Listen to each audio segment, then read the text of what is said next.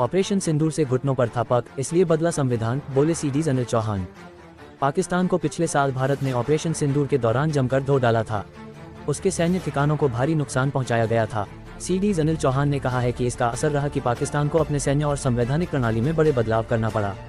भारत के chief of defence staff CDS Anil Chauhan ने Pune public policy festival में बताया कि ऑपरेशन सिंदूर ने पाकिस्तान को अपनी सैन्य और संवैधानिक प्रणाली में बड़े बदलाव करने के लिए मजबूर कर दिया।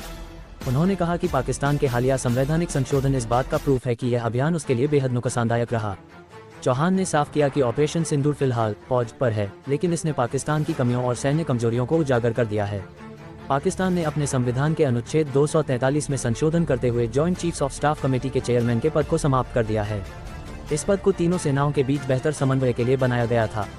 इसके जगह पर अब चीफ ऑफ डिफेंस फोर्सेज का नया पद स्थापित किया गया है। हालांकि अनिल चौहान ने इस बात पर भी चिंता व्यक्त की कि चीफ ऑफ डिफेंस फोर्सेज का गठन केवल सेना प्रमुख की सिफारिश पर ही होगा, जो संयुक्तता की भावना के खिलाफ है और शक्ति केंद्रीकरण को दर्शाता है।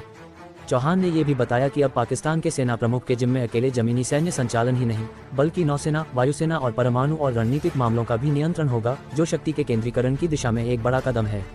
उन्होंने बताया कि ऑपरेशन सिंदूर से भारत को भी उच्च रक्षा संगठन से जुड़े कई महत्वपूर्ण परिचालन सबक मिले हैं। भारत उरी सर्जिकल स्ट्राइक, डोकलाम, गलवान गतिरोध, बालाकोट एयर स्ट्राइक जैसे अभियानों के अनुभवों के आधार पर एक standardised joint theatre command system की ओर बढ़ रहा है। इस प्रणाली को मई 2026 तक पूरी तरह लागू करने का लक्ष्य रखा गया है, लेकिन भारतीय सशस्त्र बल इसे समय से पहले लागू करने के लिए सक्रिय है।